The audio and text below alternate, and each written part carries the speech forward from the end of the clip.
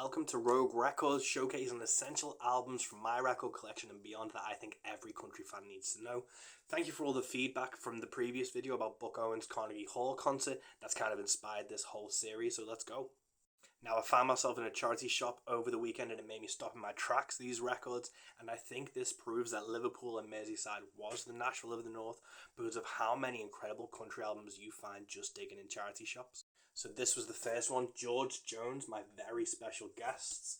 Now this features Waylon Jennings, Emmylou Harris, Linda Ronstadt, Willie Nelson, Tammy Wynette, Johnny Paycheck, and Mavis Staples on Will the Circle Be Unbroken. You've got great tracks on this. Nightlife, I've Turned You to Stone, I Gotta Get Drunk, that's with Willie Nelson. Proud Mary with Johnny Paycheck. And I picked this up and it made me stop. Look at that cover. I'm on a George Jones kick at the moment, so I felt like I had to pick this up. The second was the International Festival of Country Music. Now, if you remember back in the day, I wasn't born yet, but there used to be a country festival before C2C that had the who's who of country music playing, and this is a compilation of over 32 tracks of artists that perform there, and it's got a gatefold that showcases everyone who played. Let me run through some of these. We've got Jesse Coulter, Charlie Walker, the Hillsiders, who were a great Liverpool band, Connie Smith, Red Sovine,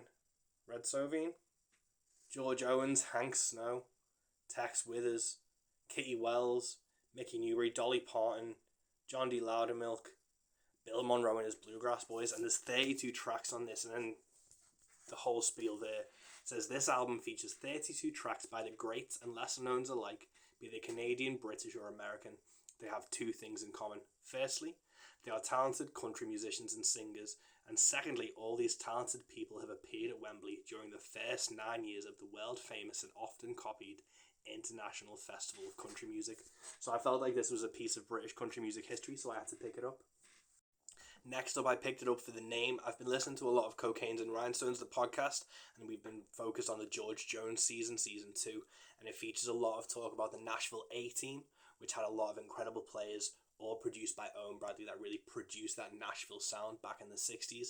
But this is Norman Wade, Close Every Honky Tonk, and it features a lot of the Nashville A-Team. You've got Buddy Spiker on fiddle, you've got Henry Zalecki on bass, Will Rainsford on piano, Jackie Solomon and Ray Edenton on rhythm, and it just sounded like a really cool album. I've not listened to it. I don't know who Norman Wade is yet, but I just had to pick it up based off this cover and the name alone. And last but not least, I picked up Billy Joe by Billy Joe Spears. Again, I don't have one of their records, but I do have a patch on my jacket that I wear on stage. And again, this was produced with a lot of the Nashville A-Team. It was also produced at Cowboy Jack Clements recording studio in Nashville.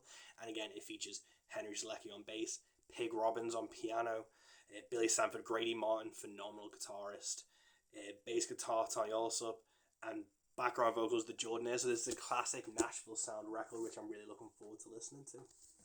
And thank you so much for listening. Stay tuned for the next part of Rogue Records.